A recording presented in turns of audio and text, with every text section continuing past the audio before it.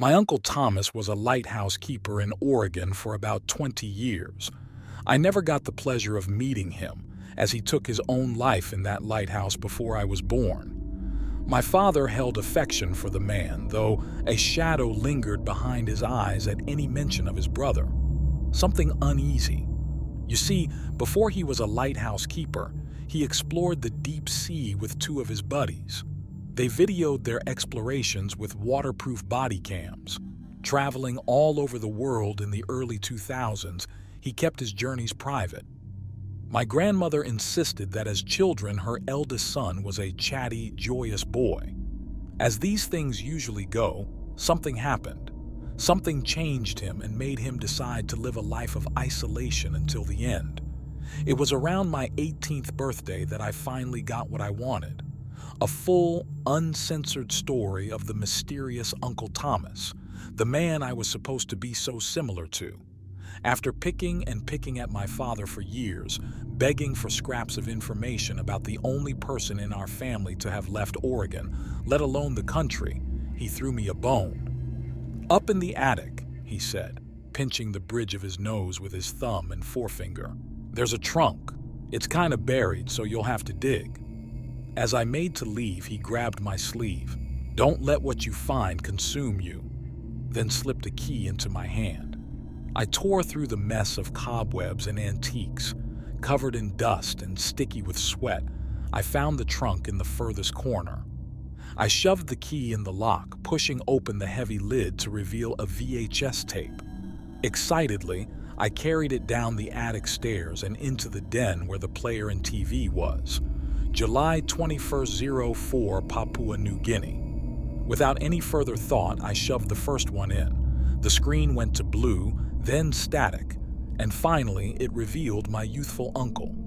What I thought would be a bonding opportunity for me and the uncle I never got to meet turned into something else. The next few hours would change me in a way I would give anything to undo. Uncle Thomas was no nonsense.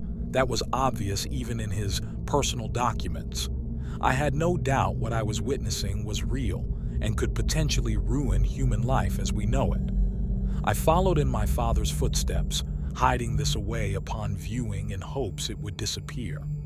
The things I witnessed unraveled me. The tapes have long since corroded, but I had taken the time to write them word for word and fill in blanks.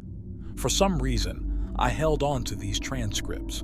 I have accepted that this will never disappear. I am weak and I am selfish. I can no longer bear the weight of this knowledge alone. I will admit there are gaps in the narrative. I am asking you to believe something so absurd, so horrifyingly unreal that to believe I am a mad woman would be the sane person's assumption. I truly hope you write this off as just a story for your sake.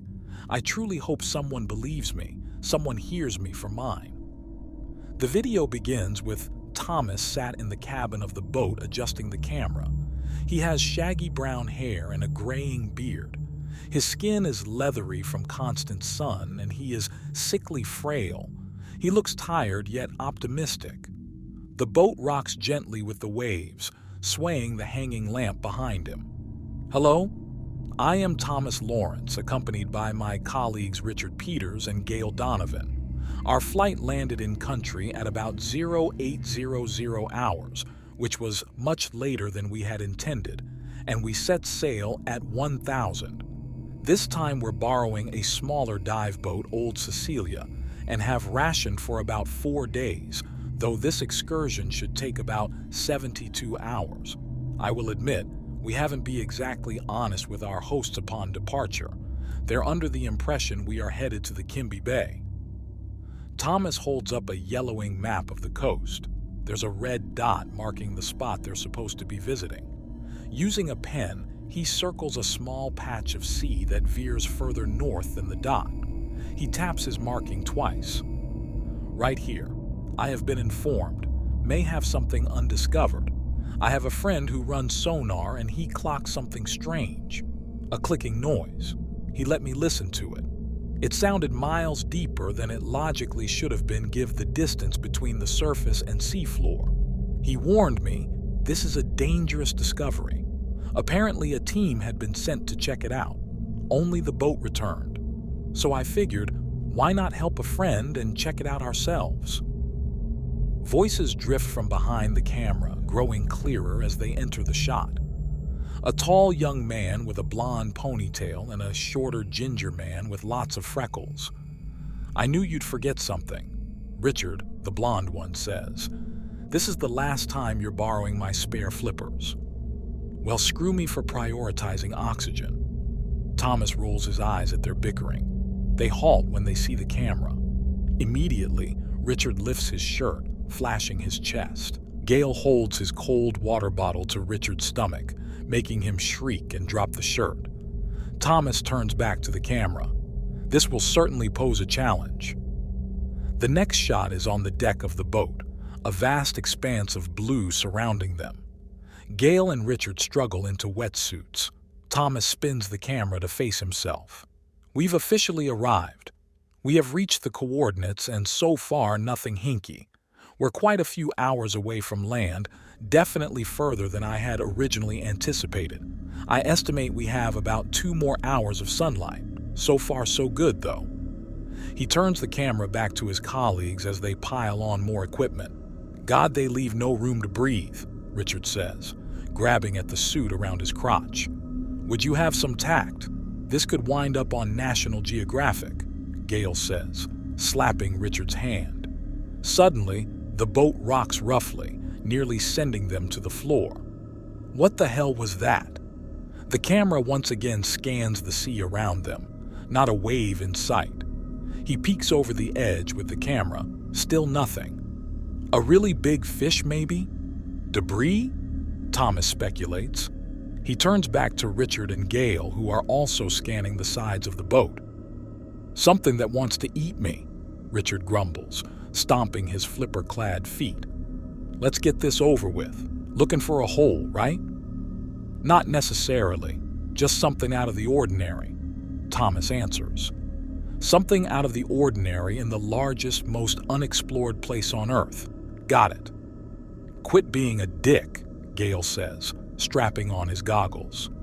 "It is my name." As the two finalize their gear, they move to the edge, ready to dive in. Thomas stands before them with authority. Richard and Gale for once seem fully invested. "I want communication open at all times. We're in the middle of the ocean and no one knows we're out here, so already we're idiots for that. The second you see something strange, I want you right back up here and we'll send down Roger." Roger was an underwater camera they used for sketchy spots. It wasn't the most reliable, but it was necessary. "Do not go too deep. Don't get brave on me. In and out." At this, the two scuba divers salute. Falling backwards, they disappear below the surface. The next clip follows Richard. The camera takes quite a while to adjust, and by the time the Visor clears, he is already quite a ways down. The footage is choppy, making it difficult to discern shadows, and the water has a rusty reddish hue. Richard continues downwards with confidence still. His voice sounds, though the audio is staticky. "I know. I'm not going far. I just can't see shit from here. I'm only at like 60 feet anyway." His body turns, and in the distance, the pixelated black figure of Gale can be seen higher up. "Is it just me? Or is this water cloudy as hell?" The water is in fact cloudy as hell. Small dark blobs swim by, and one larger blob swims below. Richard doesn't startle at this, just observes quietly. "I'm going deeper. Quit nagging me. We haven't even hit 100 feet yet. I wouldn't say cloudy water is out of the ordinary. We're swimming in pollution and piss. It's going to be cloudy." The water grows more difficult to see through as he moves down, though not enough to discourage him. The audio picks up a strange noise, a clicking sound, though Richard doesn't notice. "Aw, look at you," he says, reaching out towards a large flesh-colored fish. The fish turns towards him head-on, and while the image is not the best, Richard gasps at the sight. "You're creepy as fuck. Why do your eyes look human?" The clicking occurs again and the fish zips away. Richard pauses, listening to Gale. I guess this fog is kind of reddish. It's way too much to be like blood though, right? Silence follows. Any oil rigs nearby? A leak maybe? More silence. Earth to Gale. Golly. Richard looks upwards. The silhouette of Gale is nowhere in sight. Thomas? Thomas, is Gale's communication open with you? Richard waits a moment but is greeted with nothing. Okay, I'm gonna come on up. The clicking grows more intense at his words, and this time he catches it. What is that damn noise? Richard begins moving upwards, though the water remains foggy and it seems to thicken now the higher he goes. Fuck, what the fuck? He grits, trying to swim through the red, though it thickens the more he moves. Guys, Gale, Thomas, I can't move. Richard flails his arms trying to swim. Guys, I need help. Come in, please. Richard's voice grows more frantic the more he kicks. The image is almost completely obscured, but dark spots begin appearing all around him. What is wrong with these fish? What the fuck? What the fuck? Richard's voice has taken on a hysteria, and the audio collapses into a mess of static as his piercing screams blow through the mic. Some has ankle. Only bits and pieces come through, but one thing becomes obvious. He is being dragged down. The video cuts to Gale's perspective, beginning at his plunge. Not unlike Richard's, his image also takes time to adjust. This water is murky, Gale observes to himself as he descends. As he glides down, he takes his time spinning in place to capture his surroundings. Other than the murkiness, everything seems still and empty. At about 20 feet, the murkiness begins to grow thicker, a more vibrant red. Rich, don't go too far, Gale says, catching sight of a small Richard-shaped figure about 30 feet below him. It is cloudy. It's like red. I'm serious. I don't think deeper is a good idea in these conditions. In fact, we should go back up.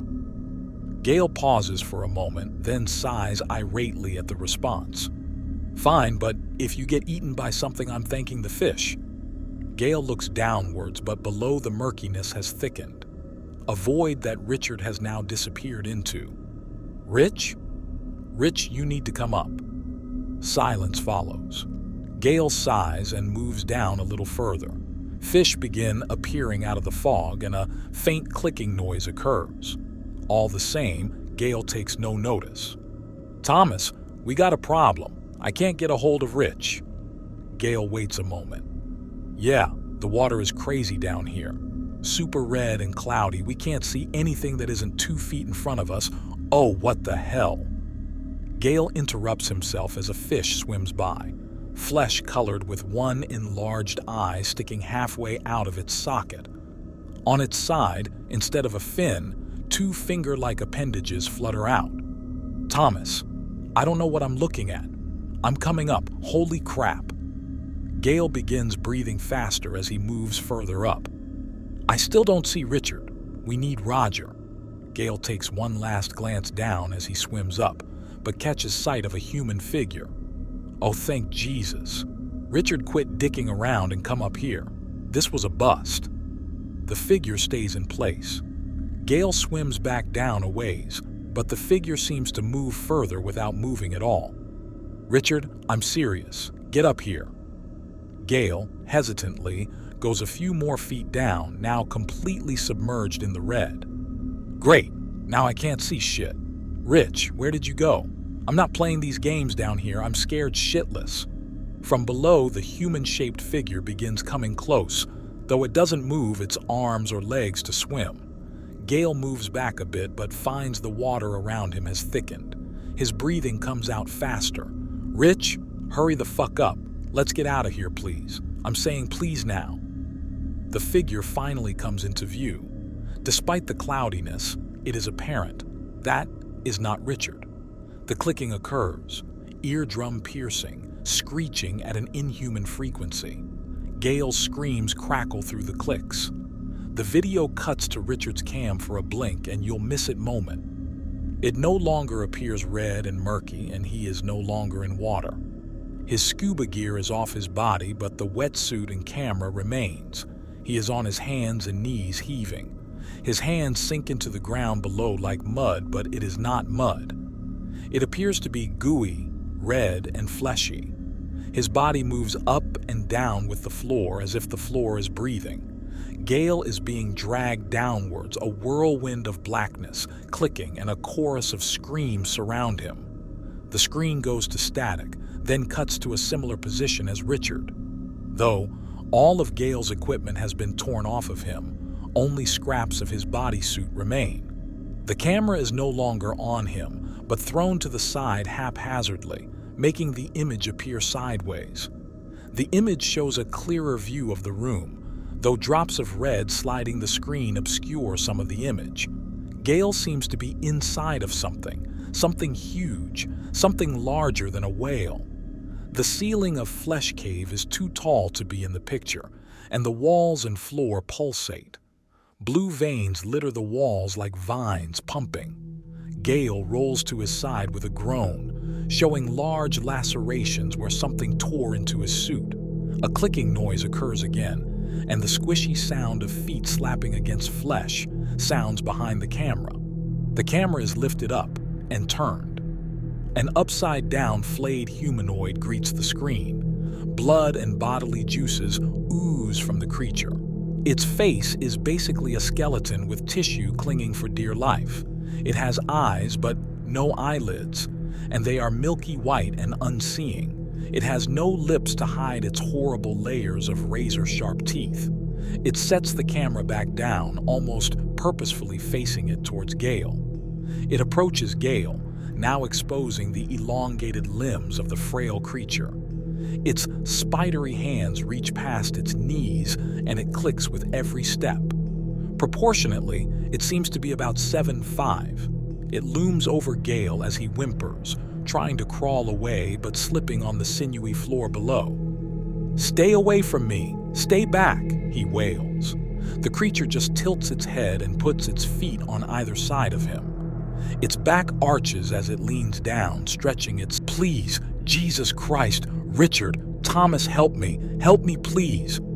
It reaches a hand towards his face, and he tries to swat it away. Without a care in the world, the creature envelopes his forearm with its long, disgusting fingers. Gale thrashes, trying to free himself. He openly sobs, heaving out, "No, no, no." Suddenly, the creature yanks upwards. The skin on Gale's arm comes off like a glove. The audio for Richard is complete static with an occasional click. He has taken off his flippers and is stumbling down fleshy corridors. The walls contract and leak pink substances, and he gags as he slips and grasps a wall for support. He goes to take off again, but his hand is stuck. The camera turns to face where his hand met the wall. He grabs his wrist with his other hand and begins tugging aggressively. His hand is being buried in the flesh, absorbed into the sinewy wall. Richard tugs more and leans forward. The image is obscured, but after a few extremely long minutes, Richard falls backwards. His hand, or where his hand once was, comes into view. Blood pours from his wrist as he holds it, staring at the wall where his hand has been absorbed. He stumbles to his feet and tries to move, but he looks down and his feet are now immobile. The static grows louder, one can assume due to his screams. The skin on his feet dissolves into the flesh of the ground, merging until his toes, his foot, and half his ankles have disappeared. He falls to his butt, trying desperately to pull his legs free with one hand, the other arm still cradled to his chest. The clicking noise breaks through the static. To the side, though Richard takes no notice, something emerges from the wall, as if a piece of the wall decided to step out. A creature not dissimilar to the last watches Richard struggle. It is shorter than the other one, and one arm drags the floor whilst the other is cut off mid-thigh. It takes a couple steps towards him, arm dragging behind it and legs shaking as it moves. It seems weaker than the last. It halts before Richard, who now stills upon seeing it. He is completely stuck to the floor, the space around him trying to make him become part of it. The creature's eyes are the same milky white, and its teeth are razor sharp with no lips or cheeks to hide them. Without preamble, its jaw unhinges, revealing a void of serrated teeth. It leans in closely to Richard's face. He leans back, but there is nowhere for him to go. He holds up his good arm to halt it, but the creature swats it away and grabs Richard by the neck. It stretches upwards, and the blood-curdling cries of Richard being eaten alive, face first, erupts through the audio. Gale has completely been flayed alive.